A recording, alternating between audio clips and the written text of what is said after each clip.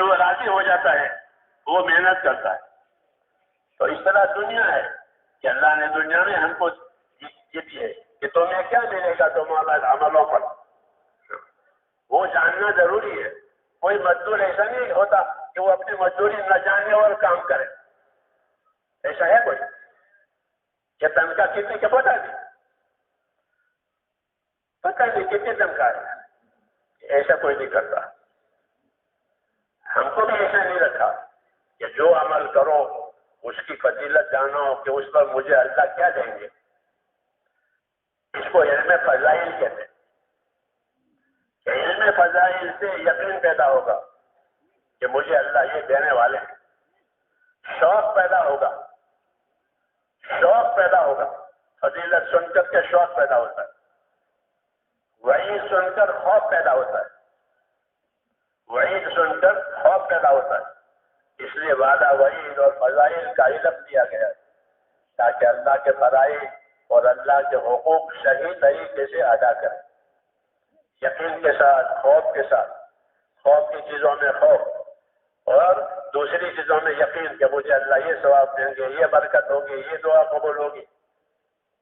اس کے لیے علم فضائل دیا گیا ہے تاکہ اللہ کے حقوق کے ادا کرنے میں ذوق شوق ہو، اور اللہ کے حدود جہاں اللہ کی حد ہے وہاں کا کوئی نہ جاوے، اس حدود کی پابندی کے لیے وعید آئی، عذاب کی باتیں آئی کہ دیکھو یہ حد ہے، یہاں کے کوئی نہ جاوے، اللہ کے حد سے دور رہو، حد مت توڑو۔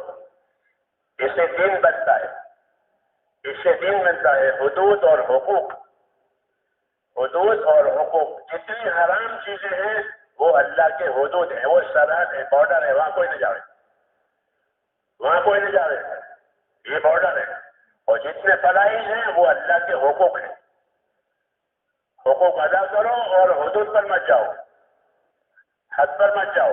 یہ کہا دل کا حدود اللہ فلا تعتدوها، یہ اللہ کے حدود ہیں، یہ سرحد ہے، یہ بارڈر ہے، وہاں کوئی نہ جاوے۔ اس سے بنے گا میرے دوستو دین کہ حرام سے بچنا، فرائض کو ادا کرنا۔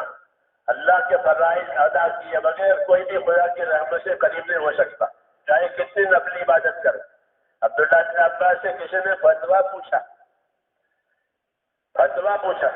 بڑے عالم ہیں عبداللہ بن عباس، کہ ایک آدمی دن بھر روزہ رکھتا ہے، رات بھر عبادت کرتا ہے، لیکن جمعہ کی نماز میں اور جماعت کی نماز میں نہیں ہوتا،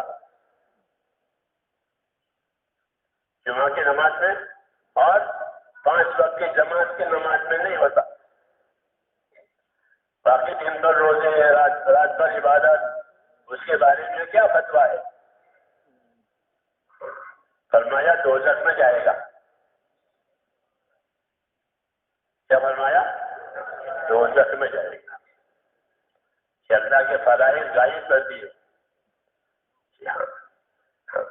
تو فرائض نوافل فرائض کے لیے ہے، اور فرائض اللہ کے حقوق ہیں، اس کی تکمیل کے لیے نوافل دیے۔ اس سے ہمارے کام کرنے والوں کو اپنے فرائض کا خاص اہتمام کرنا چاہیے، نماز صحیح پڑھیں، زکوٰۃ پائی کی دیں، ورنہ الیاس صاحب فرماتے تھے میں چاہتا ہوں میرے ساتھی اپنی پوری زکوٰۃ ادا کریں، کیونکہ زکوٰۃ کا حساب تو اللہ ہی جانتا ہے کون کتنی دیتا ہے۔